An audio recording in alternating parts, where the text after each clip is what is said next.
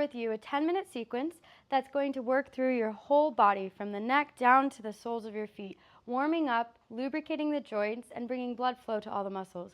This can be a great practice for daily use or to use prior to going into more advanced practices. So, starting with the neck, we're going to start to work into simple ranges of motion first with just the extension and the flexion. We recommend a minimum 5 repetitions of every practice, maximum 10. From here, you're going to start to just look side to side. Now we're working in flexion and extension, and now we're working into rotation of the segments of the spine. From here, he's going to move again into more of that flexion extension movement where the vertebrae are opening to one side and closing to the other side.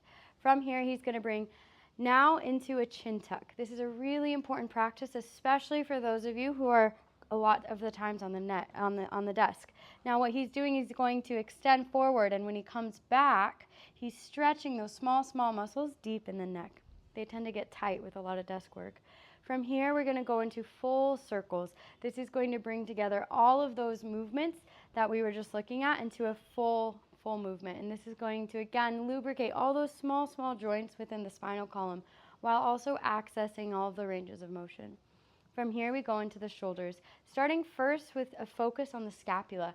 As you see from the back, his scapula, as he makes these circles, they're going to be moving into that full range, gliding along the rib cage. This is really going to help lubricate and open up these tissues surrounding the scapula. From here, he's going to add in that elevation element of his arm bone. As he brings his arm into that full circle, he's moving from end ranges of flexion, extension, internal and external rotation, then warming up into the glenohumeral joint, or that ball and socket joint in the arm. From here, he's going to isolate into more of internal and external rotation while having his arms in that abducted position. What this is going to do is, again, it's working into that joint surface, adding in a new element, a new range that he has yet to explore. You can go from either elbows bent or straightening the elbows. Feel into it. See what sensations you feel and are different. From here, it's important to also address into the elbows.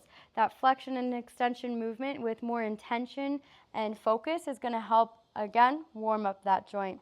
Taking a similar approach into the wrists now, you're going to bring that flexion extension movement, start to lubricate those small bones. You have a lot of joints in your wrists, so starting to move into those areas can help to really make things feel good and fluid. We then want to add in more of that rotational movement, and also as he's closing his fist, it's going to start to activate more of those forearm muscles and give a little bit of resistance that he's going to work through, and again, warming up the area. From here, we start to work into the upper trunk. So he's going to move into the thoracic area of his spine, opening up his chest.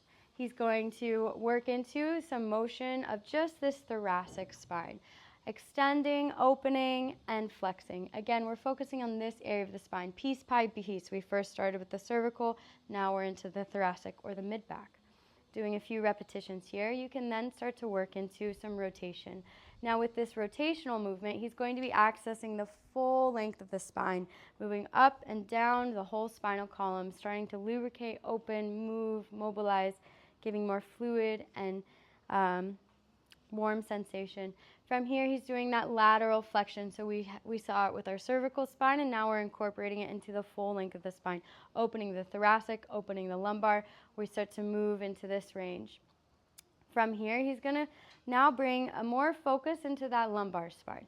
So extending into lumbar and flexing into lumbar. And notice how he's also starting to engage into the hips.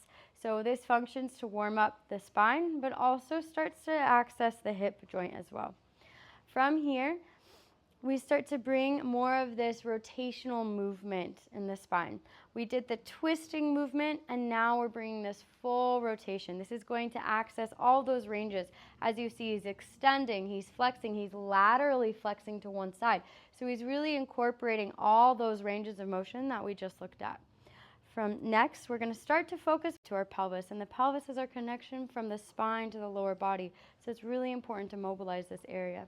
From here, we can start to bring into more larger movements with the hip. Here we're working on this rotational movement where he's going from flexion into abduction and feeling into that rotational moment into that hip socket. From here we work into more of a flexion extension movement. Now he's also having balance on the other leg, and there's a coordination element here. If this is challenging, you can always just grab a surface next to you and let that be your support. From here, he's going to go into this again, another type of rotational movement. Now this is more focusing into the hip. Before we were really focused on the lumbar spine, now he's really emphasizing the extension and flexion movement into the hip. Next, we're going to do some focused work on the knees. Now, the knees are always moving in this flexion extension movement. Now, it's really important to start to access that small amount of rotational movement that does occur with every step we take. Also, we never move in these directions on our knees. And what happens when we're injured? We go into these directions. So as we warm up and work into these movements, we can actually help to prevent and rehabilitate from injury. Next, you see another direction we can start to warm up the knees. Of course, we bend our knees this way and this way, but moving out to the sides is another way to warm up those areas and prepare them for more advanced practices, if that's what you're looking to do. The final movement we do, the final focus we have is on the ankle. So first we're just moving from the simple direction of ankle dorsiflexion and plantar flexion. Notice he's lifting up his toes. That's an important element. Of course we can do a heel raise, but can we lift our toes and maintain balance and find that coordination through the movement? This is again going to move through that full range of motion in the ankle. From here, we work side to side. Similar to the knee, we don't often move in this range when we're on a functional basis. But how do we often injure our ankle? We rotate outwards. So as we start to work and warm up into those motions, we can better prevent injuries from occurring and have better connection to these movements in our ankle. From here, we add a full rotational movement into the ankle joint, really starting to map the soles of the feet on the ground. This is going to help put everything together really as we move into that plantar flexion, dorsiflexion, and add in that rotational component. So this was our sequence, and we hope that you can use this and enjoy.